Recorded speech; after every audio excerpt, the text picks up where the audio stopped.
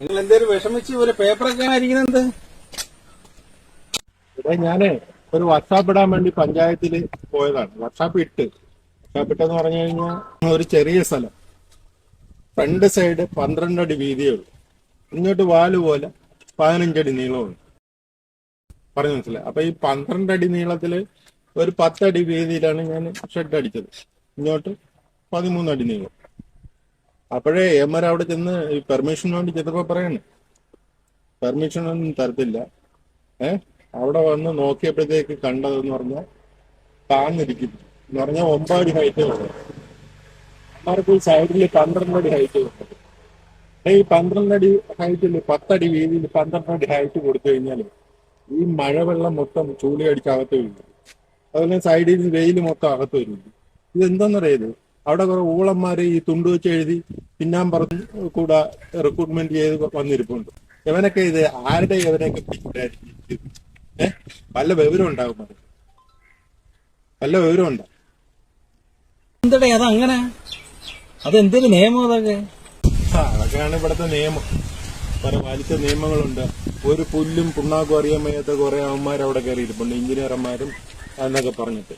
അറിയാം, ഈ അയൽ സംസ്ഥാനങ്ങളുണ്ടല്ലോ, തമിഴ്നാട്, ബാംഗ്ലൂർ, അങ്ങനെയൊക്കെയുള്ള സ്ഥലങ്ങളിൽ ഓരോ വീടിനകത്തും ഓരോ വ്യവസായങ്ങളുണ്ട്, ചെറിയ ചെറിയ വ്യവസായങ്ങൾ, കുടിൽ വ്യവസായങ്ങൾ.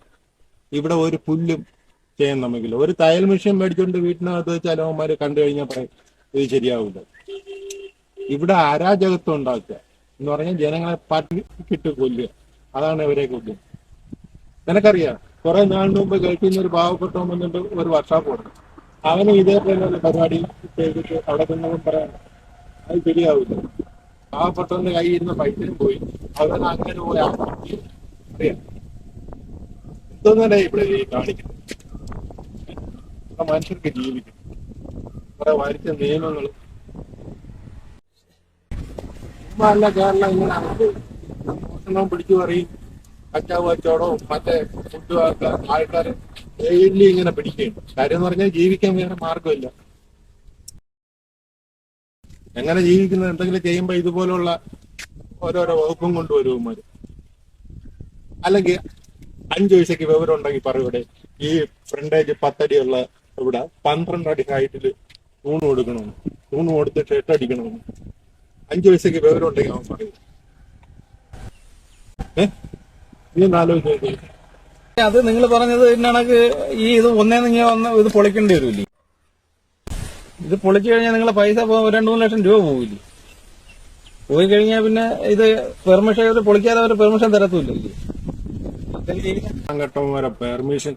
ഇനി ഇത് പൊളിക്കണമെങ്കിൽ എന്ത് ബുദ്ധിമുട്ടാണ്? ബുദ്ധിമുട്ടല്ലേ, അത്രയും സാധനം വേസ്റ്റ് ആയി പോയില്ലേ. അത് മാത്രമല്ല, ഞാൻ വാടകയ്ക്ക് ഒരു പെരേടത്തിലാണ് ചെയ്യുന്നത്. എന്റെ പെരേടമല്ല, അതിന് നീളം വീതിയില്ല ആ പെരേടത്തിന്. എന്ത് ചെയ്യാൻ പറ്റും?